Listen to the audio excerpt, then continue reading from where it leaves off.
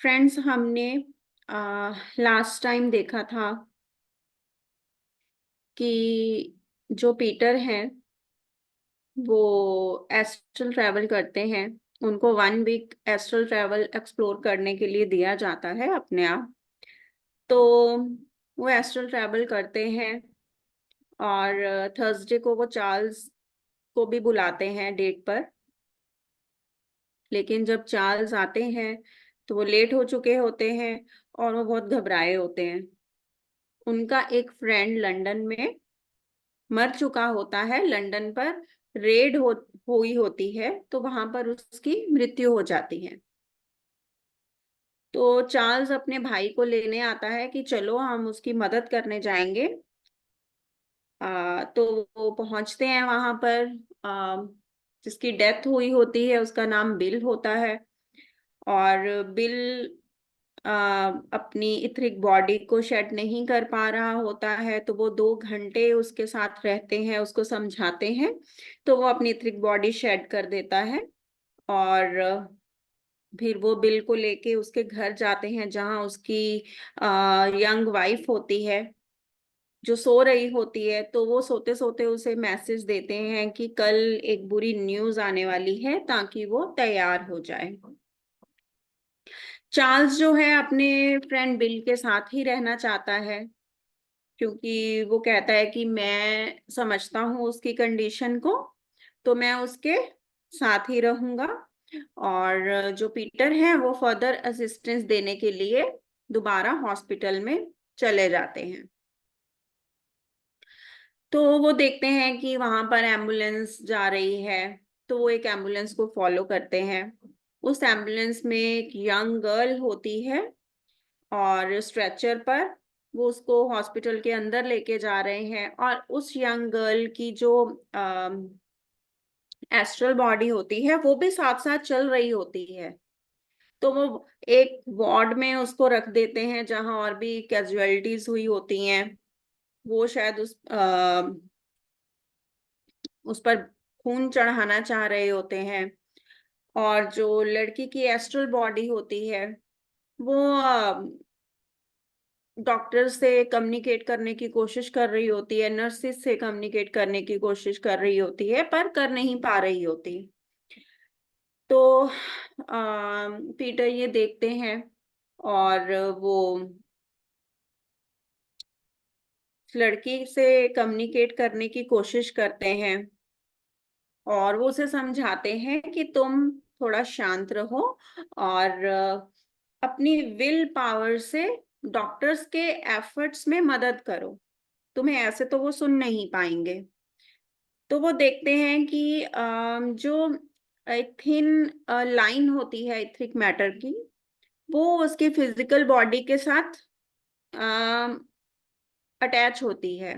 मतलब astral body और physical body एक थिन इथरिक लाइन के साथ अटैच होती हैं। तो उनको ये तो पता चल जाता है कि ये लड़की मरेगी नहीं, जिंदा ही रहेगी। और वो जो लड़की होती है वो बहुत वरिड होती है अपनी मदर को लेके, क्योंकि जब रेड हुई थी तो उनके घर पर अटैक हुआ था। तो वो कहती है कि मेरी मदर पता नहीं जिंदा है या नहीं है, तो मुझे उनकी बहुत चिंता हो रही है। तो एस्ट्रल ट्रैवलर सॉरी जो एस्ट्रल हेल्पर्स होते हैं वो वार्ड के इर्द गिर्द सब घूम रहे होते हैं।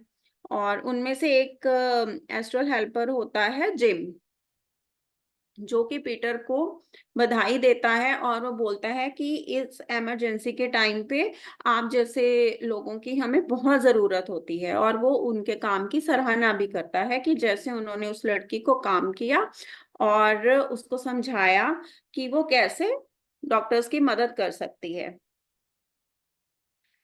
फिर नेक्स्ट फ्राइडे नाइट का एक्सपीरियंस बताते हैं। वो कहते हैं कि मैं सीधा एकेडमी में पहुंचता हूँ जहाँ डेफनी का रूम होता है। और मैं उसे वो अ, अपने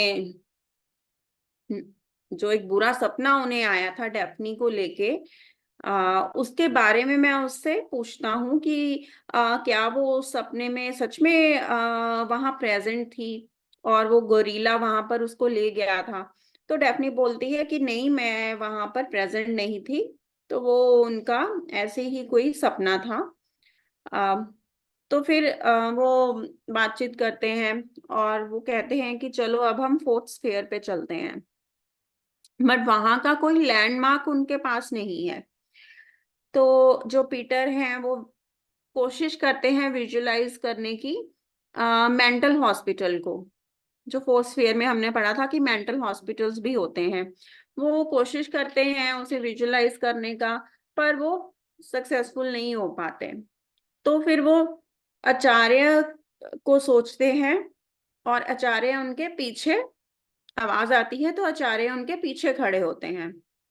तो आचार्य कहते हैं ठीक है, मैं तुम्हारी मदद करूंगा और मैं हर स्फीयर में एक तुम्हें एक लैंडमार्क दूंगा जिसको तुम अच्छे से याद कर लेना।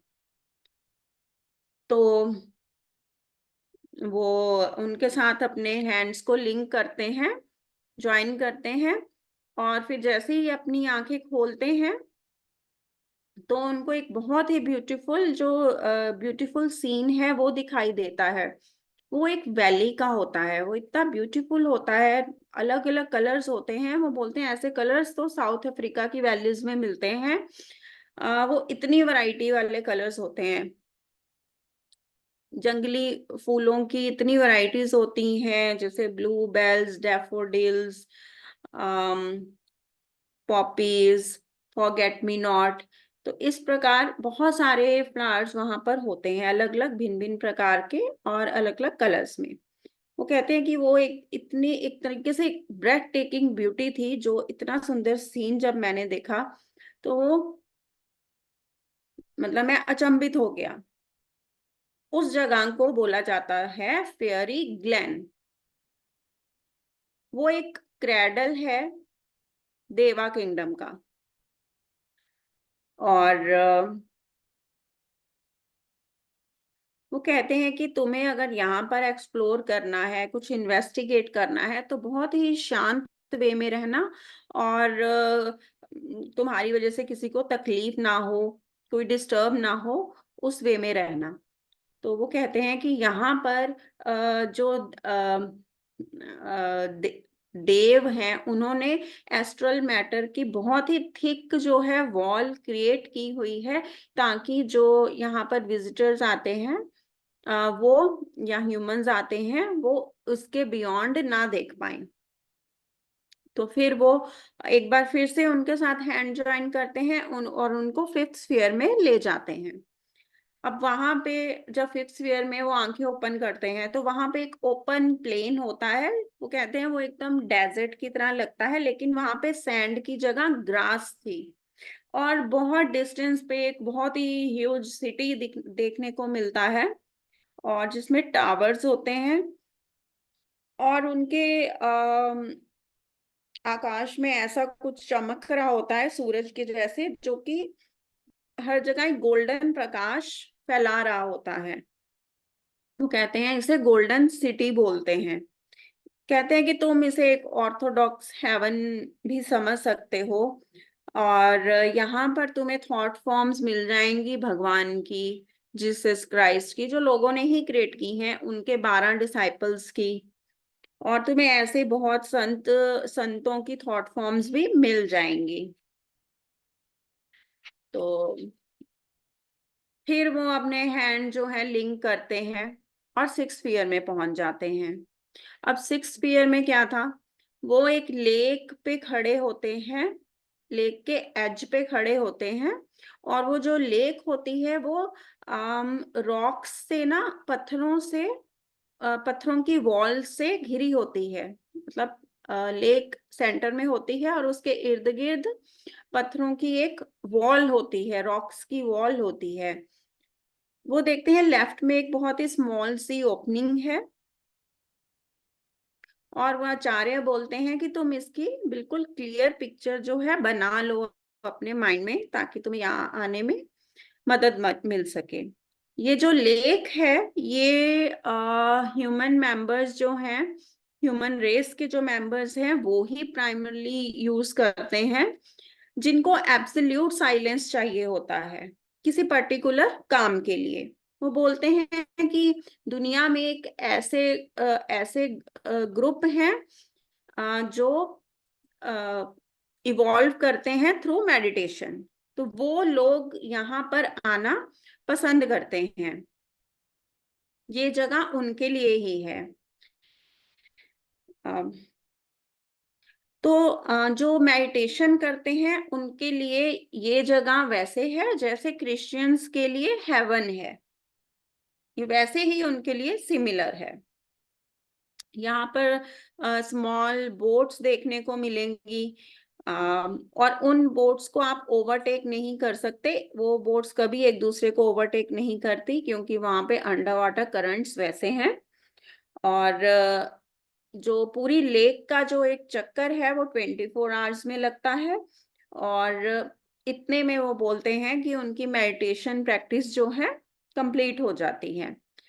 तो वो बोलते हैं कि ये जो स्मॉल ओपनिंग है साइड में, ये क्यों है। वो कहते हैं कि ये एक ऐसी ही सिमिलर लेक है साइड में, जो कि छोटी है साइज में।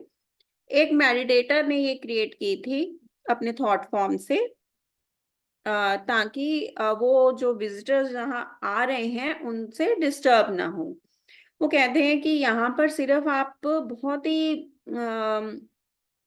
विस्परिंग से ही बात कर सकते हो, बोल नहीं सकते हो, क्योंकि यहाँ पर जो साउंड है वो बहुत रिवर्बरेट करती है, बहुत गूंजती है।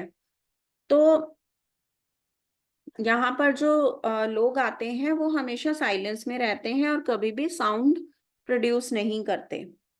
और इसको क्या बोला जाता है? The water of perpetual silence. वो कहते हैं कि ठीक है, मैं तुम्हें अब यहाँ पर छोड़ के जा रहा हूँ, अब मुझे पता है कि तुम अपने आप रिटर्न हो जाओगे। तो ऐसे कह के आचार्य चले जाते हैं। और फिर वो सिक्स्थ स्फीयर से फोर्थ स्फीयर में जाते हैं, डेफनी और पीटर। उसी वैली को वो और एक्सप्लोर करना चाहते हैं, फेयरी ग्लेन जिसका नाम है। तो वो देखते हैं कि जब वहां वैली में पहुंचते हैं तो उन्हें अंदाजा होता है कि यहाँ पर ना कुछ हो रहा है, कुछ इवेंट होने वाला है। वहां पे थाउजेंड्स ऑफ जो लोग होते हैं, वहां के इनहेबिटेंट्स होते हैं, रहने वाले होते हैं, वो वहां पर इकट्ठे हो रहे होते हैं, और वो कुछ देखने के लिए वहां पर बैठे होते हैं। तो वो कहते हैं एक ऑफिशियल ने हमें नोट किया, हम वहां पर बैठे थे साइड में। तो हम थोड़ा सा घबरा गए, क्योंकि आचार्य ने बोला था कि देव किंगडम के लोग ज्यादा ह्यूमंस को वहां पे वेलकम करना पसंद नहीं करते। तो वो ऑफिशियल जो हैं उनकी तरफ आ रहे होते हैं, लेकिन जब वो वहां उनके पास पहुंचते हैं तो वो नोटिस करते हैं कि बहुत डिग्निफाइड मैनर में उनको स्माइल देते हैं, और उनसे और वो कैसे दिख रहे होते हैं? उनका जो हेड होता है, जो उनका सर होता है, वो बहुत ही इंटेलेक्चुअल लग रहा होता है, और उनके अंदर एक स्पिरिचुअल डिग्निटी की फीलिंग उन्हें मिलती है। तो वो कहते हैं जैसे ही वो हमारे पास आते हैं, वो इतने हमें स्पिरिचुअल डिग्निफाइड पर्सन लगे कि हम वहां अपने पैरों पे खड़े हो गए जैसे ही उन्होंने हमें अप्रोच किया। जो उनका कॉस्ट्यूम था वो चाइनीज मैराडिन था, जिसपे एक लॉन्ग कोट की तरह था, और उस पर जो है वाइट फ्लावर्स की एम्ब्रॉयडरी की हुई थी, जो उन वैलीज में पाए जाते हैं। तो वो स्माइल करते हैं, और जो वो उनसे कन्वर्सेशन करते हैं वो विदाउट वर्ड्स करते हैं। तो पीटर कहते हैं मुझे ऐसा लगा कि वो हमें पूछ रहे हैं कि क्या वो उनकी कुछ मदद कर सकते हैं, उनके लिए कुछ कर सकते हैं। तो वो कहते हैं मैंने भी वैसे ही थॉट से ही एक्सप्रेस किया अपना आंसर, कि कि जो डेफनी है वो यहाँ एस्ट्रल वर्ल्ड की परमानेंट इनहेबिटेंट है और मैं अपने स्लीप टाइम में एस्ट्रल ट्रैवल करके यहाँ आया हूँ। तो वो कहते हैं कहते मतलब थॉट से ही बात हो रही है, वर्ड्स नहीं यूज हो रहे हैं। तो वो उन्हें थॉट्स में ही कह रहे हैं कि मैं तुम्हें अपने चीफ से मिलवाता हूँ। तो वो उन्हें लेकर चीफ की तरफ चल पड़ते हैं और जब वो पहुंचते हैं उस जगह पर तो वहां पे बहुत सारे लोग खड़े होते हैं या कुछ बैठे होते हैं एक सर्कल बना के, और एक फेंस लगी हुई बाउंड्री की तरह एक फेंस लगी होती है और वो फ्लावर से बनी होती है। और सेंटर में एक जिसको बोले एक स्टेज या एक प्लेटफॉर्म की तरह होता है, जो एक ग्रीन मॉस से बना होता है। ग्रीन मॉस मतलब काई जिसे हम बोलते हैं ना, तो वो प्लेटफॉर्म उससे बना होता है और उसके जो पिलर्स होते हैं वो फ्लावर्स से बने होते हैं, फूलों से बने होते हैं। और उस पर दो चेयर्स बनी होती हैं बड़ी वाली, जैसे कि सिंहासन की तरह, और वो भी मॉस से बनी होती हैं। और भी वहां प्लेटफॉर्म पर छोटी सीट्स बनी होती हैं जिनकी बैक भी होती है, तो वो भी वैसे ही मॉस से काई से बनी होती हैं। वो कहते हैं वहां पर एक ग्रेजुएशन सेरेमनी चल रही थी। ग्रेजुएशन सेरेमनी मतलब नेचर स्पिरिट्स और नेचर स्पिरिट से वो कन्वर्ट होने वाले थे देवास में। तो ये ग्रेजुएशन सेरेमनी चल रही थी कि उन नेचर स्पिरिट्स को कुछ टेस्ट मिलने वाला था या उनका एक एग्जाम था जो उनको यहाँ पर पास करना था, ताकि उनकी एफिशिएंसी को पता करा जाए कि क्या वो देव किंगडम में उनको कन्वर्ट कर सकते हैं। तो इस तरह से वहां पे एक ये भव्य समारोह, जो समारोह है, ये हो रहा होता है। वो कहते हैं कि जब वो नेचर स्पिरिट से देवास में कन्वर्ट होते हैं तो उनके लिए तीन काम रखे जाते हैं प्राइमरी। जैसे उनको वर्क करना होता है म्यूजिक एंड कलर्स पर, और दूसरा उनको वेजिटेबल किंगडम में वर्क करने को मिलता है, तीसरा उनको ह्यूमन किंगडम में वर्क करने को मिलता है। वो कहते हैं कि जो नेचर स्पिरिट्स होती हैं ना, ये ह्यूमन किंगडम के साथ बहुत अच्छे से बहुत जल्दी मिक्स्ड हो जाती हैं, और स्पेशली चिल्ड्रन, बच्चों के साथ। जो बच्चे अर्ली एज में एस्ट्रल वर्ल्ड में आ जाते हैं उनके साथ ये शुरू में बहुत टाइम स्पेंड करते हैं, उनके साथ खेलते हैं, उनके साथ एक्ट्स करते हैं, और ये करने में उन्हें बहुत ही अच्छा लगता है। तो वो कहते हैं कि जैसे फिजिकल वर्ल्ड जो है वो ह्यूमन किंगडम के लिए है, वैसे ही फोर्थ स्फीयर जो है वो देव किंगडम के लिए है। और नेचर स्पिरिट्स के बारे में फ्रेंड्स हमने पहले भी ये जाना था कि वो पहले बर्ड होते हैं, फिश होते हैं, बटरफ्लाईज होते हैं, या फिर वो क्रिएचर्स होते हैं जिनके विंग्स होते हैं। उसके बाद वो नेचर स्पिरिट्स बनते हैं एंड देन फिर वो शिफ्ट हो जाते हैं देवा किंगडम में, मतलब फिर वो देव बन जाते हैं।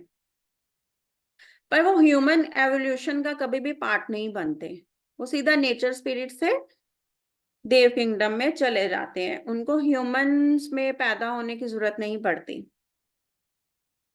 ये एक पैरेलल एवोल्यूशन है जो ह्यूमंस के साथ ही चल रही होती है।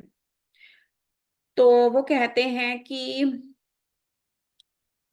कुछ ना एक ग्रुप एंटर होता है वहां पे, तो उसमें से दो सेंट्रल फिगर्स होती हैं जो कि एक कारपेट पर बैठी होती हैं क्रॉस लेग करके, और वो कारपेट को देख के उनको एक फेयरी टेल याद आती है, मैजिक कारपेट। वो कारपेट जो है वो फ्लोट हो रहा होता है, उड़ रहा होता है, और वो जो कारपेट की जो एजेस हैं, जो कॉर्नर्स हैं, वो बर्ड्स ने अपने बीक से पकड़े होते हैं, और वो उसको लेके फ्लोट कर रही होती हैं, और साथ में कुछ देवास भी होते हैं जो फ्लोट कर रहे होते हैं साइड में। जो बर्ड्स हैं वो उनके ऊपर रोज पेटल्स फेंक रहे होते हैं। और ऐसे ही ये जो पूरा समूह है ये चल रहा होता है।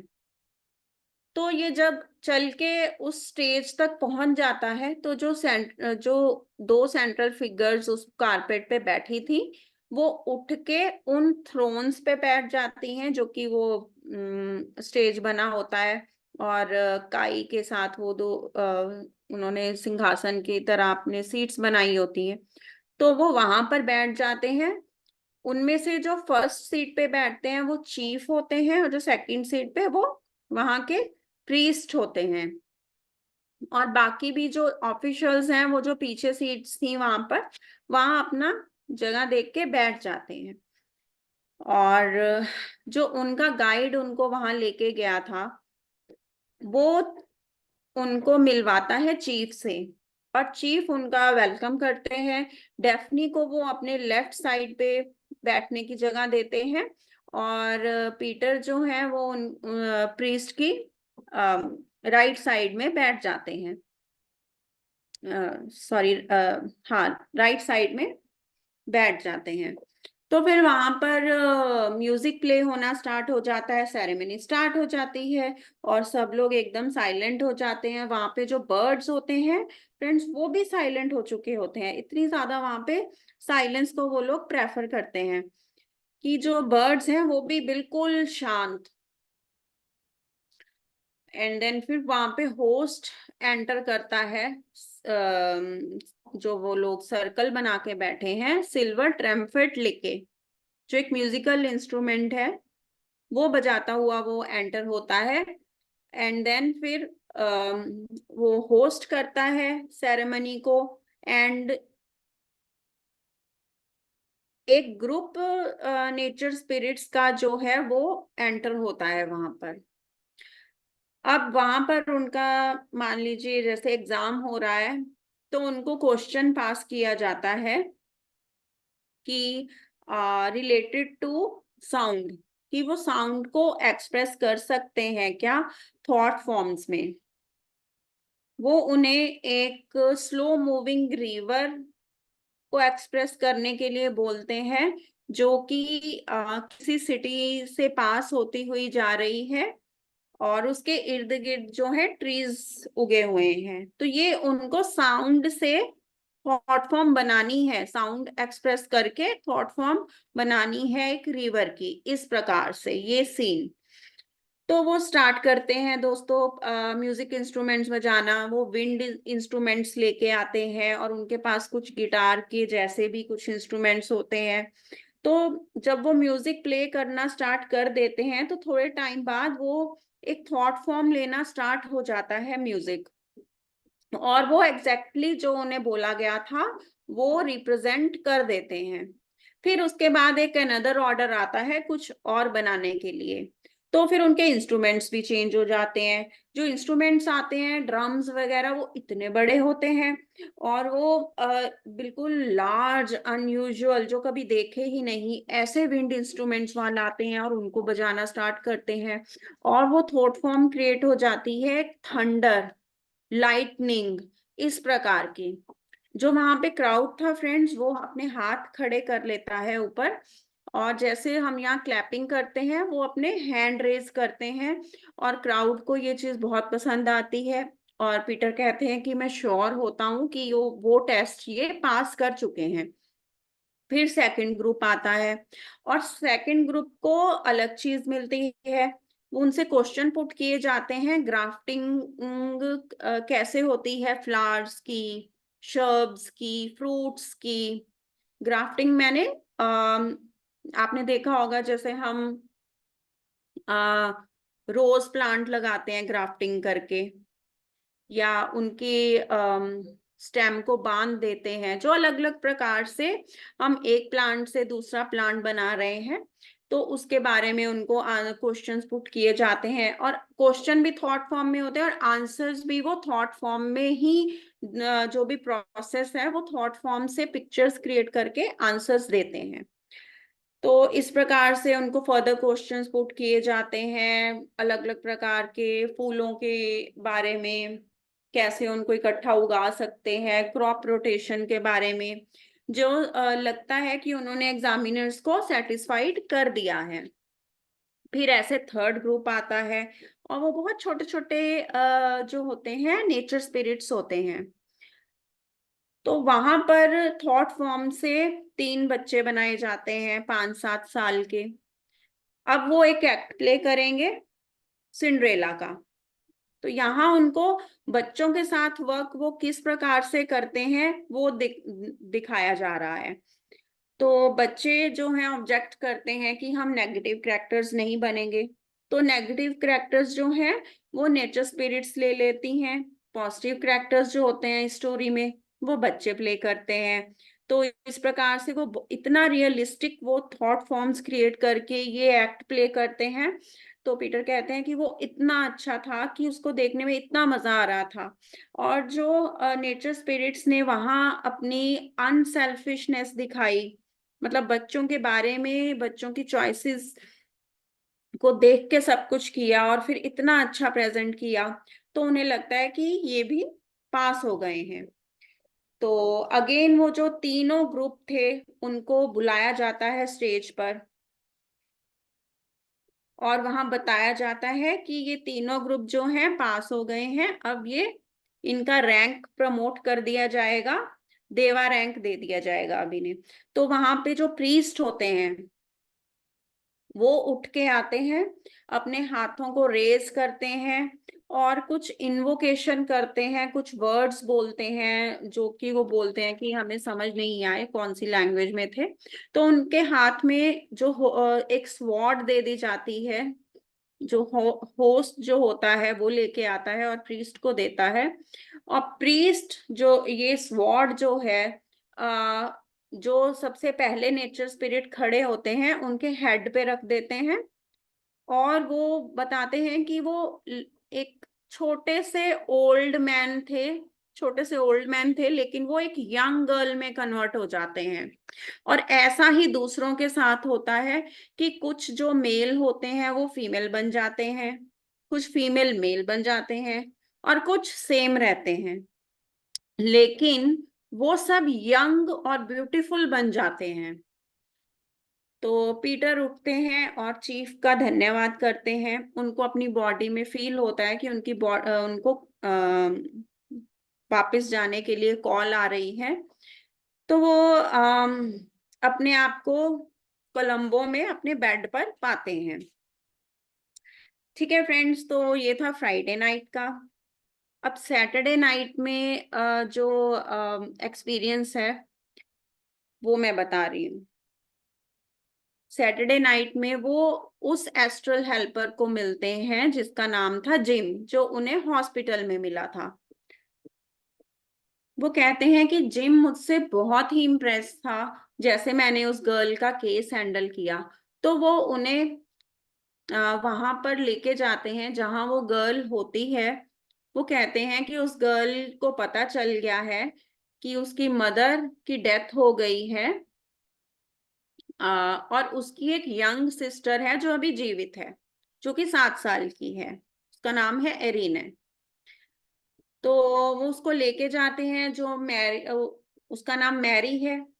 मैरी की बॉडी जो है बहुत ही फीवर से तप रही होती है, और जो उसकी एस्ट्रल बॉडी होती है वो इधर उधर वार्ड में घूम रही होती है, अपना सर पकड़ रही होती है, अपने बाल खींच रही होती है, क्योंकि वो बहुत डिस्टर्ब होती है अपने मदर की डेथ को लेके।